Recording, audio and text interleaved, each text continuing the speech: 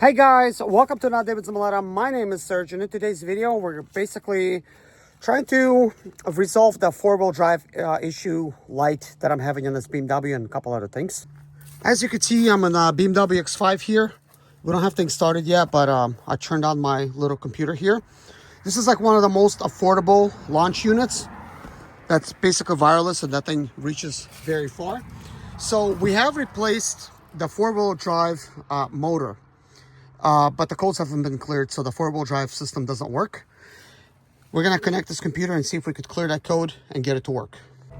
All right, guys, we are in the BMW, and you can see some of the codes that's gonna come on. I'm showing you this codes because this is the same thing you're probably experiencing. You might see some lights on. Like, for instance, very quickly, you see that brake light message? The brake light that you see there, that is because your brake sensor has worn out and you need to change your brakes. Of course, check engine because of check engine. I don't know why the airbag light is on this car. I've never been in an accident. And of course, we're not wearing seatbelts. Ooh, there's a problem with the battery. Well, that's not good. Well, here I thought we're getting ready to start this thing, and now we're having nearly bad battery here. So now we gotta deal with the jump start. I'll show you how to do that. All right, so the very first thing I'm gonna need to do is open the hood. Here we are underneath the hood of the BMW X5.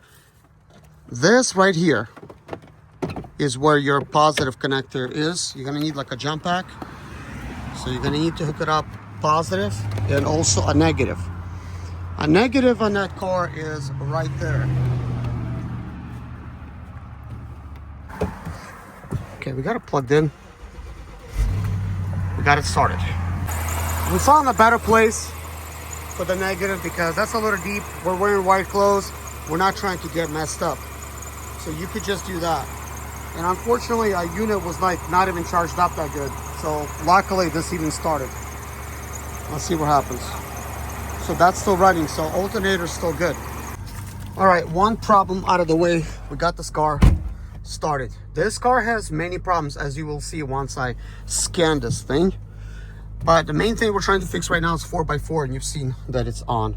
All right, guys, I said I'm going to show you how to get rid of the 4x4 warning light. This usually works if there's nothing wrong with your vehicle, but the 4x4 warning light will be on. Maybe you replaced the battery or something, but before it was working. I don't know if this is going to solve my problem. I recently replaced a 4x4 motor. I do still need to replace transfer case fluid. My transfer case may be bad, but this is what you do. So start the vehicle. Let's take a look. You'll see the 4x4 warning light. We'll just wait for that, as you can see right there. So rotate the wheel all the way to the left, rotate it all the way to the right, then basically bring it back to a center. This usually will solve your issue. I mean, it does say all-wheel drive malfunction over here. Okay, let's shut this down again. 4x4 actually just came on. There's another way of fixing it as well. So we're gonna hit start. This time we need to do it 3 times.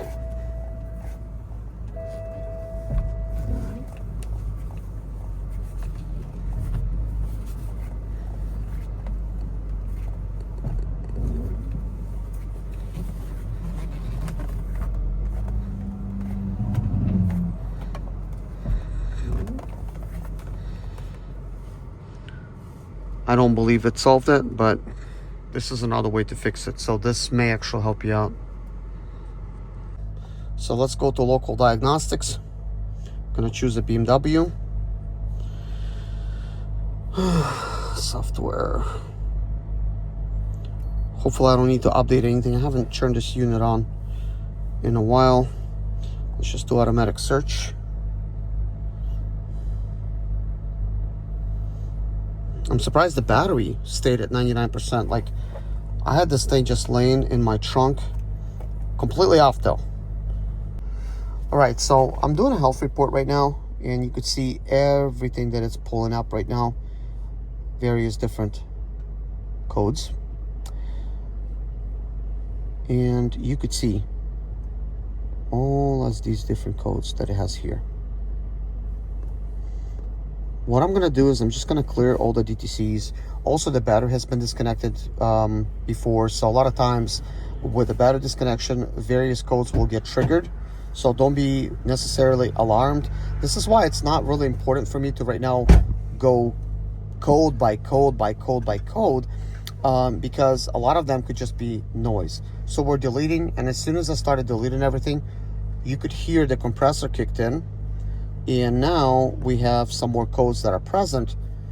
But I want to step outside and see if it's actually lifting up the car. Oh yeah, this was not like that previously. So it is lifting. Let's see what it looks like on that other side. So it's still pumping. This side is still a little low, but I do think that it's because there's actually struts and shocks, and the rear shocks, they're probably kind of done. So this shock is probably worse than the other side. I did buy 2 more replacements. I'm gonna get those things done. Also, the rear end links, control arm end links, and the same thing in the front end links, they're also bad. So we're gonna do those. So the compressor's still on, that's fine. Let's observe some of the other codes that are present. And this is kind of like what I'm talking about. So we have this right here, D904 CAN line fault.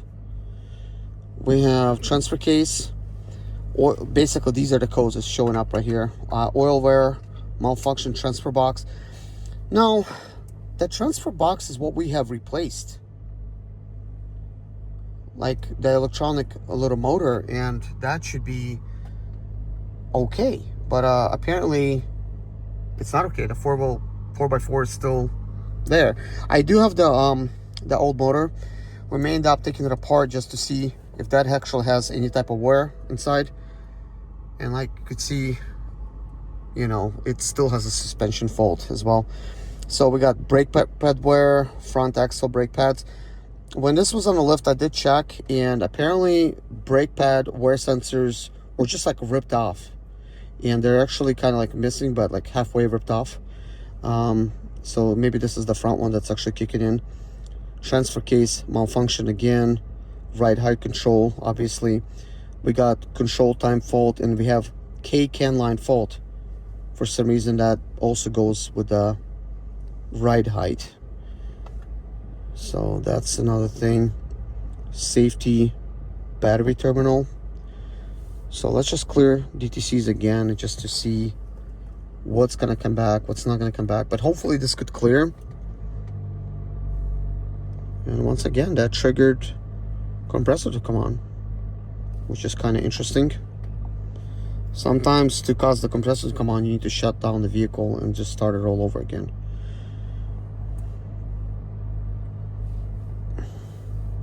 So let's go into the transfer case.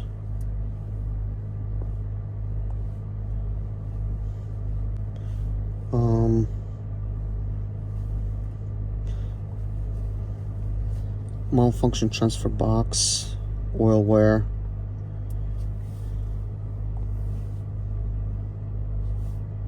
Well, I would need to be connected to the internet. I'm not.